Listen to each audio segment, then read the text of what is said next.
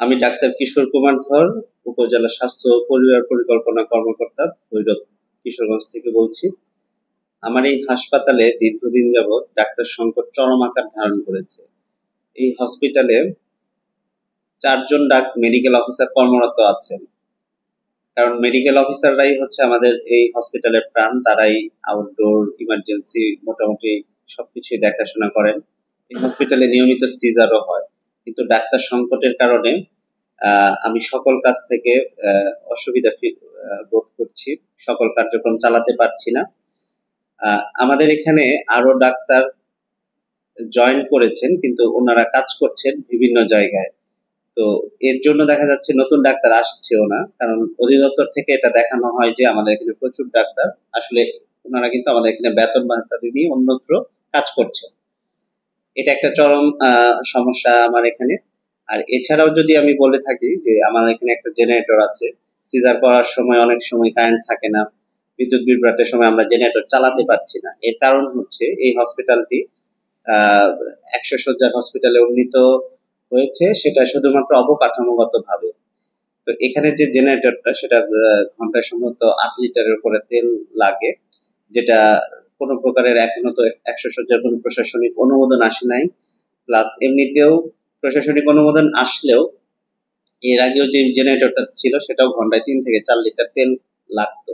তো এই ধরনের কোনো বরাদ্দ আমরা কখনোই পেয়ে থাকি না, যার জন্য আমরা কখনোই জেনারেটর চালু রাখতে পারি না এবং আমাদের রোগীদের চরম আকার ভোগান্তি হয়। যেমন সিজার বা অপারেশন করা যায় না, শ্বাসকষ্টের রোগীদের যে আমরা নেবুলাইজেশন দিয়ে থাকি সেটাও দেওয়া যায় না। এই ধরনের নানান সমস্যা আমরা বোধ করে থাকি।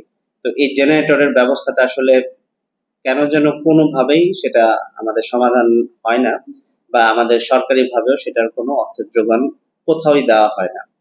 আর আমাদের এখানে লিফটের ব্যবস্থা করা হয়েছে, তো এটা 1 বছর চালু ছিল কোম্পানির পক্ষ থেকে। এখন তারপর থেকে এটা এভাবেই পড়ে আছে। আমাদের রোগীদের চলাফেরা করতে, অসুস্থ রোগীদের আসলে খুবই কষ্ট হয় এই সিঁড়ি বেয়ে বেয়ে বা ঠেলে ঠেলে উপরে ওঠাতে। এবং এই জন্য আমরা আসলে লিফট থাকা অবস্থায় বন্ধ আছে, এই জন্য আমাকে প্রতিনিয়তই বিভিন্ন অভিযোগের সম্মুখীন হতে হচ্ছে। এবং আইন শৃঙ্খলা পরিস্থিতি আমাদের এই হসপিটালে খুবই মারাত্মক আকার ধারণ করেছে। আপনারা জানেন যে ভৈরবের আইন শৃঙ্খলা পরিস্থিতি সকল ক্ষেত্রে খারাপ হয়ে পড়েছে। এছাড়া আমার এখানে হসপিটাল থেকে শুরু করে আমাদের যে আবাসনগুলো আছে সব জায়গায় আমার নাইট গার্ড আছে, তারপরে আমি তাদেরকে দিয়ে ওটা কন্ট্রোল করতে পারছি না। এমনকি থানায় অভিযোগ করা হয়েছে, কিন্তু আইন শৃঙ্খলা পরিস্থিতি এতই চরম আকার ধারণ করেছে যে আমি সব দিক থেকে আসলে কোনোভাবে ট্যাকেল দিতে পারছি না। আইন শৃঙ্খলা যেমন ধরেন আমাদের আবাসনগুলোতে নিয়মিত চুরি হচ্ছে, এখন এই সমাধান আমি থানা থেকে পাচ্ছি না, বা আমার নাইট গার্ডও করতে পারছে না। এখন এটা যে কি সমাধান, বিশেষ করে এই আমার এখানকার আশেপাশে বিভিন্ন মাদক সেবনকারী বা বিভিন্ন ধরনের মাদক দ্রব্য গ্রহণকারীরা একটু পরিমাণে বেশি, তো এরা দেখা যায় যে নিয়মিত এখানে চুরি করছে, এবং আমি আমার নাইট গার্ড দিয়ে প্লাস আইন শৃঙ্খলা সহায়তা নিয়ে আমি পারছি না এটাকে ট্যাকেল দিতে, এবং আমি চরম আকারে ব্যর্থ। তো এই ব্যাপারটা আসলে কি সমাধান কিভাবে হবে আমি জানি না। আর হসপিটালে মোট কথা ওষুধপত্র থেকে শুরু করে অন্যান্য সুযোগ সুবিধাদি, এগুলো সবকিছুই একটু সংকটে আছি। তো সবকিছু মিলে একটু কঠিন সময় যাচ্ছে আমি এখানে নতুন জয়েন করার পর থেকে।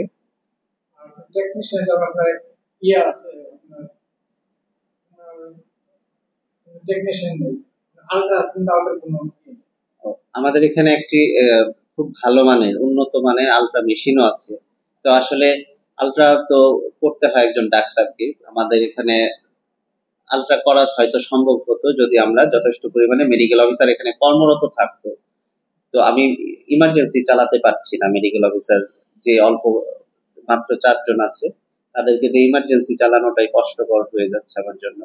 তো সেখানে ইনডোর আছে, আউটডোর, এনসিডি, এই সকলগুলো বিভাগ সঠিকভাবে পরিচালনা করতে হলে আমার আরো অন্তত কমপক্ষে 5 জন মেডিকেল অফিসার দরকার।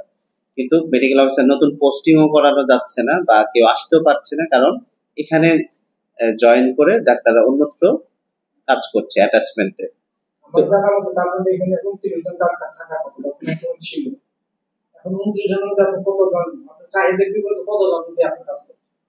মাত্র 4 জন মেডিকেল অফিসার, কিন্তু কনসালটেন্ট আছেন 5 জন। কনসালটেন্টরা তো আসলে অপারেশন করেন কিংবা আউটডোরে বসেন, এছাড়া তো ওই বাকি কাজগুলো ওনারা করেন না। আমাদের চাহিদা তো টোটাল আমাদের টোটাল তো 29 জন, সেট আপে হচ্ছে 29 জন। আমাদের টোটাল সংখ্যাটা তাহলে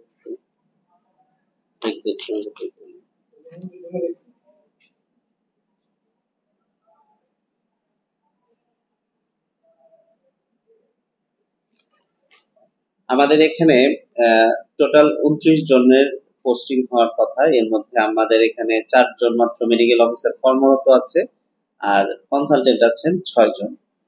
আর এর মধ্যে আরেকজন কনসালটেন্ট এখানে পোস্টেড, কিন্তু যেমন শিশু বিভাগে, উনি আবার কাজ করছেন অন্যত্র অ্যাটাচমেন্টে, যেটা কিনা আমার জন্য সবচেয়ে বেশি সমস্যার সৃষ্টি করছে। কারণ শিশুদেরকে নিয়ে একটা উপজেলা হসপিটালে অনেক কাজ আছে, ডে কেয়ার সেন্টার থেকে শুরু করে, হ্যাঁ, আইএমসিআই থেকে শুরু করে অনেকগুলা আমাদের কাজের রিপোর্টিং এরও ব্যাপার আছে, যেটাতে আমি পিছিয়ে যাচ্ছি শুধুমাত্র কনসালটেন্ট না থাকার কারণে।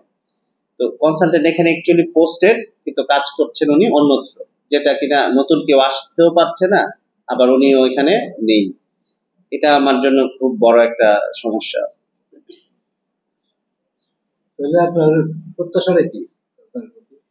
আমার প্রত্যাশাটা হচ্ছে সকল প্রকার অ্যাটাচমেন্ট ডাক্তারদের যে অ্যাটাচমেন্ট গুলো যারা এখান থেকে বেতন নিচ্ছে কিন্তু অন্যত্র কাজ করছে, এই অ্যাটাচমেন্ট গুলো যেন সরকার অনতিবিলম্বে ক্যান্সেল করে দেন। প্লাস এখানে পরিষ্কার পরিচ্ছন্নতা কর্মী মাত্র 1 জন সরকারি, সেটাও যেন অতি সত্বর জনবল দেওয়া হয়। বিশেষ করে এখানে 100 শয্যার একটা প্রশাসনিক অনুমোদন আমার জন্য খুবই খুবই দরকার হয়ে পড়ছে।